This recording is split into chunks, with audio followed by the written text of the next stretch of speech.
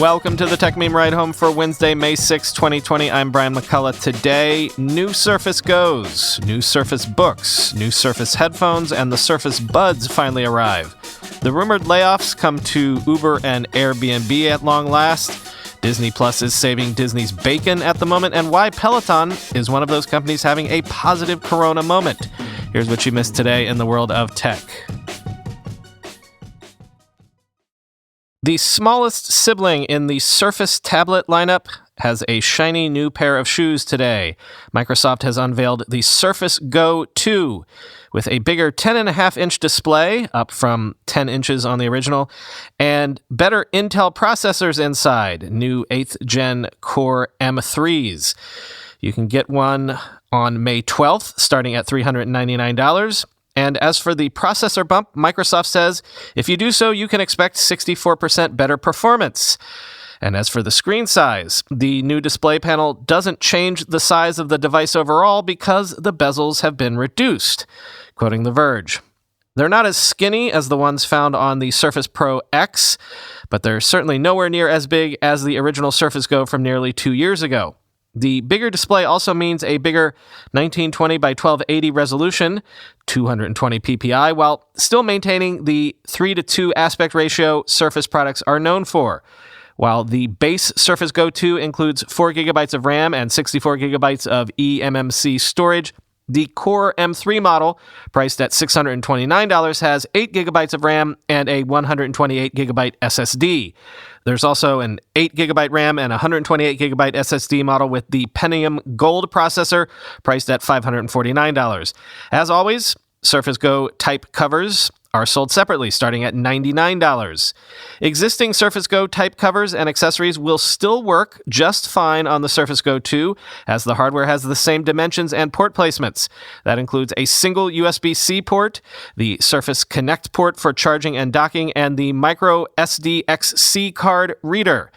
Microsoft has also added studio mics to the Surface Go 2, which will improve video conferencing and audio calls. We also listened to the asks for longer battery life, explains Robin Seeler, Corporate Vice President of Program Management for Devices at Microsoft, in an interview with The Verge. Surface Go 2 has a larger physical battery and reduced power consumption, so you have up to 10 hours of battery life, end quote. There's also an LTE model for a bit more money, as you would expect. And also, this is sort of related, the Surface earbuds have gotten a new $199 price tag ahead of their May 12th release date, which gives me a chance to correct something I said not too long ago. Remember, I said the Pixel Buds are the earbuds that make you look like you're wearing Frankenstein monster bolts in your ears? Well, I'm sorry, I got that confused. The big white discs or bolts in your ears, those belong to the Surface earbuds. You can actually see what I'm talking about for yourself if you want in just a few days. And also the Surface headphones, too, have been made available that same day with better sound and battery life, beginning at $249. But the Surface headphones 2 are not Frankenstein-style ear bolts. They're just run-of-the-mill, normal-looking over-the-ear headphones.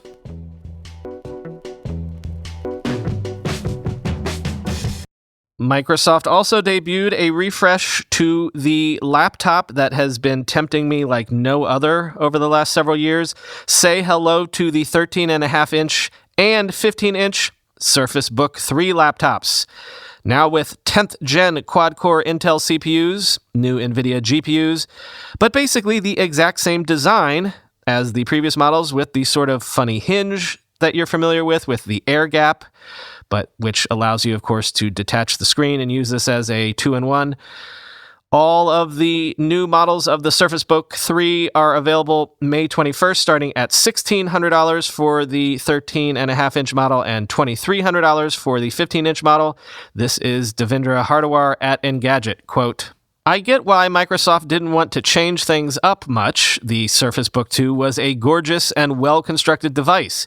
It improved on the clunky hinge from the original model while also slimming the case down a bit. But by standing still, Microsoft isn't doing much to compete with fresh PC designs like Asus's ZenBook Pro Duo and Zephyrus's G14 gaming machine. There's still an annoying gap around the hinge, and both models are still a bit heavier than the latest MacBook Pros. 3.38 pounds for the 13.5-inch Surface Book 3 and 4.2 pounds for the 15-inch, compared to Apple's 3.1 and 4 pounds, respectively. And as for the hardware underneath, this is also where Microsoft falls flat a bit, as it's competing against Apple's monstrously powerful 16-inch MacBook Pro, which offers 6-core and 8-core CPUs. Even with the possibility of quadro graphics, the Book 3 is a hard choice to make for anyone demanding the most power possible. Even Dell's latest XPS 15 can be configured with a 6-core CPU. Of course, Microsoft is more limited than other PC makers because it also wants to make the Surface Book 3 a tablet. That means it has to place the CPU inside of the detachable display while the dedicated graphics chip sits in the keyboard base. That's not a limitation any competitors have to deal with. Microsoft has certainly done some clever engineering work to make the Book 3 possible, but if it wants to compete with genuine workhorse PCs, it's going to need a whole new design that can handle faster CPUs, end quote. Sadly, the layoff rumors we've been telling you about are finally coming to pass. Uber has announced this morning that it will lay off 3,700 employees, or about 14% of its workforce. The redundancies are primarily coming from the customer support and recruiting teams, and CEO Dara Khosrowshahi says he will forego his base salary of around $1 million this year. You might recall that the information thinks that gross bookings at Uber are down 80% this year. Although, as I just told you yesterday, Uber is nonetheless in talks to lead a $170 million investment in scooter company Lime, which sounds bad when you put that one after the other, except remember, the investment in Lime might actually allow Uber to save some money in the long run by also eliminating redundant positions if they can combine Lime's operations with its own Jump division. And CEO Brian Chesky has sent a letter to Airbnb employees saying that his company is indeed laying off 1,900 people, or around 25% of its workforce. Also, Chesky revealed that Airbnb expects to see full year 2020 revenue decline by around 50%. This is from Recode, quote, "Calling the virus the most harrowing crisis of our lifetime." Chesky said in an email to employees that Airbnb's revenue in 2020 was projected to be just half of what it collected in 2019, which was reportedly $4.8 billion. As a result, he said Airbnb would streamline its business, scaling back its spending in growth areas such as its pushes into luxury homes and traditional hotels. Cuts are expected to hit those teams harder. "To those leaving Airbnb, I'm truly sorry," Chesky wrote to employees. "Please know this is not your fault," end quote.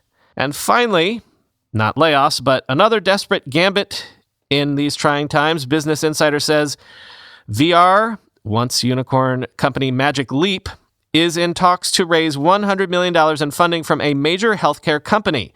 You might recall that Magic Leap already laid off half of its workforce. Quote, "As first reported by The Information on Tuesday, Magic Leap CEO Ronnie Abovitz told staff in a memo that the company had signed a term sheet with, quote, a major healthcare company, end quote, to drive its strategy forward. Sources told Business Insider that talk of a deal with a healthcare company had been swirling around internally for some time, and that Magic Leap was hoping to secure $100 million from the deal. However, the name of the company itself is not yet known.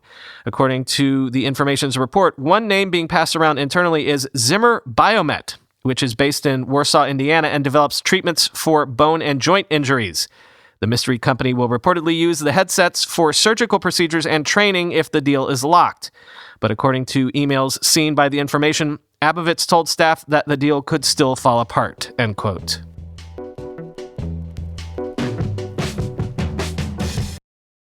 Meanwhile, Disney had its earnings yesterday, reporting a staggering 58% drop in its operating income from parks and cruises. Total operating income across the company was $2.42 billion in the quarter, down from $3.82 billion year over year, a 37% drop. Disney also suspended its dividend payout to preserve cash, so, things are difficult right now at Disney. Well, good for them that they have Disney Plus, right? Disney Plus has seen paid subscribers go from 33.5 million in March to 54 million in May, which means that Disney has already met its original low-end goal of 60 to 90 million users for Disney Plus. That was the goal that Disney set for itself to reach by the end of 2024. So they're definitely ahead of things on the timeline at this point, quoting CNBC. Disney surpassed 50 million subscribers on April 8th, up from its 33.5 million reported as of March 28th. At the end of Q1 in December, Disney Plus had 26.5 million subscribers. As part of its second quarter results, Disney said it saw growth across all of its streaming service platforms in the past quarter. Disney reported that Hulu has 32.1 million total subscribers, up from 30.4 million from the last quarter and 25.2 million a year ago. ESPN Plus had 7.9 million subscribers, up from 6.6 million at the end of Q1 and 2.2 million a year ago, end quote. See, people were already talking about the genius way that Disney executed on the Disney Plus rollout even before the pandemic happened. But now, post-pandemic, what amazing luck that they got this out the door when they did, how they did. It's full-on serendipity at this point. Almost a company-saving amount of serendipity. Imagine if they didn't have Disney Plus right now. They do. And instead of being separated from their consumers, they're actually more intimately connected to their consumers now than they ever were before. And heck, since we're on this tip already, let's talk about Peloton.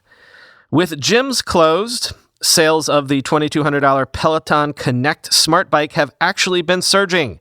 And a record 23,000 people joined a single one of Peloton's live classes all at the same time last month. Subsequently, Peloton's stock price has risen 86% since mid-March, and far from the busted IPO the company was looking like in the before times, Peloton now has a market cap of $10 billion, higher than at the IPO day. Quoting from the New York Times, when Peloton reports quarterly financial results on Wednesday, Wall Street expects the unprofitable company to post rising sales. Analysts pointed to spikes in the number of ratings for fitness classes on Peloton's system and longer waits for delivery of the bikes, which signal higher than expected demand. The results may not reveal the full extent of Peloton's popularity since they cover only a few weeks of the lockdown period in March. Nonetheless, quote, consumer habits are fundamentally changed coming out of this crisis and this pandemic, said Ron Josie, an analyst at JPM Securities. A device and service like Peloton comes to the forefront in that, end quote. Peloton initially responded to the virus by extending a 30-day free trial of its digital-only subscription to its streaming classes to 90 days. It introduced contactless delivery for its equipment and pledged to waive up to $1 million of subscription fees for customers who had lost their jobs or were unable to work because of the coronavirus. Peloton also closed 96 showrooms around the country and stopped delivering the treadmills it also makes. Peloton stopped filming live classes in early April after an employee at its New York studio tested positive for the coronavirus, but by the end of the month, it was streaming live classes again. The first one happened on April 22nd from the apartment of Robin Arzon, Peloton's head instructor. More than 23,000 customers logged in and rode along with her, issuing virtual high fives and climbing a digital leaderboard, end quote. In the feedback on the subreddit last night, someone said that I talk too much about Bitcoin and crypto, and I responded back that actually I was feeling like I had barely spoken about crypto almost at all so far this year. But then I kind of feel like crypto is kind of dead at the moment. Don't at me, y'all. Don't yell at me for saying that. There's still a ton of crypto news every day. It's just that I feel like it never really amounts to anything. I don't know. Maybe I'm jaded. But having said that, I did want to make you aware of something from the crypto space. The long-awaited halvening is coming to Bitcoin later this month. And the price of Bitcoin is sort of creeping up again in anticipation of that, quoting Bloomberg. True believers say the gains are driven by Bitcoin's upcoming halving, when the rewards miners receive for processing transactions will be cut in half as soon as May 12th. The internet is glutted with second-by-second countdown clocks, and the mania is even spurring a hike in hiring by crypto firms worldwide. Bitcoin has rallied to more than $9,000 a coin in anticipation from around $6,000 just a month ago. Narratives in the world of blockchain act like the Force in Star Wars. They mysteriously move and shape the market, said George McDonough, co-founder of crypto and blockchain investment firm KR1. You couldn't be blamed for getting a little excited about what's to come, end quote. Bitcoin halvings, which slow down the rate at which new tokens are created, happen once every 4 years or so. Its third such event is set to occur next week. Skeptics argue crypto prices are notoriously volatile and often difficult to pin explanations to, positing that any appreciation should be priced in ahead of time. But crypto fans cite historical precedent. Bitcoin's undergone 2 prior halvings, or halvenings as they're sometimes called, which saw its price appreciate in the aftermath. The world's largest token rose from around $12 to over $1,000 in the year following its 2012 cut in rewards, and advanced about 1,000% in the wake of the 2016 halving, though that reduction happened at a time when the coin was gaining greater mainstream recognition, end quote. Again, to be clear, I'll be honest with you, I do sort of lean towards the cynical take about crypto at the moment. Like, maybe crypto is just a busted flush after all, which is why I haven't been talking about it, at least very much to my mind. But just in case, I thought I'd let you know about the halving, the halvening. There you go. Something to keep an eye on.